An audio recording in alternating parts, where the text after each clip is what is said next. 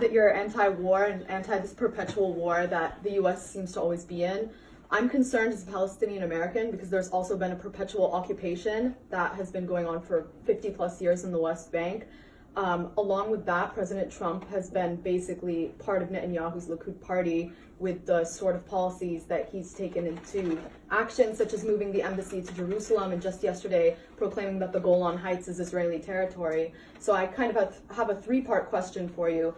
As President of the United States, do you pledge to restore funding to UNRWA, the United Nations Human Aid Development Fund for Palestinian refugees? Yes.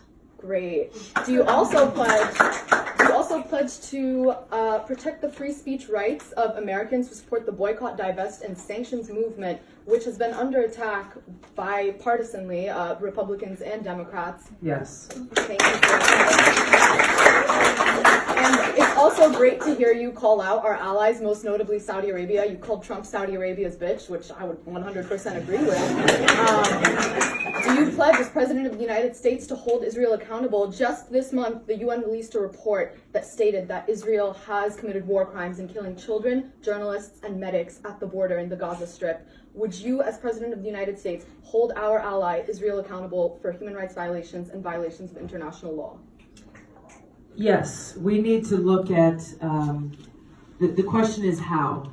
How do you carry through on that accountability? I think we need to look at the facts of how the actions that have been taken, unfortunately, on many levels, both by the current Israeli government as well as the Trump administration, have taken us farther and farther away from the possibility of peace and security and stability, both for Israel as well as Palestine.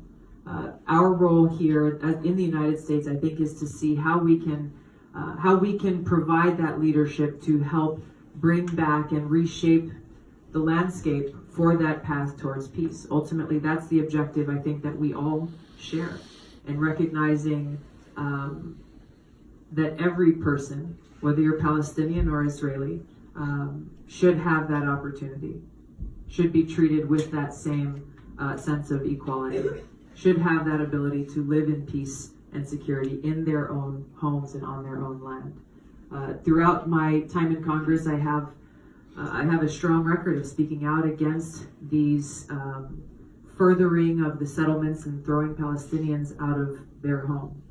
The illegal settlements that continue to expand, being pushed forward by Israel. These kinds of policies are destructive at a basic level, but they further take us away from that place where the Israeli people and the Palestinian people can determine the best conditions for peace. This isn't something that the United States or any other country can seek to impose. It has to come from the people there. There are shared interests that the United States has with Israel. There are differences that we have with policies with Israel. We've got to be able to work out our differences there and see how can we best provide those conditions for peace. Thank you.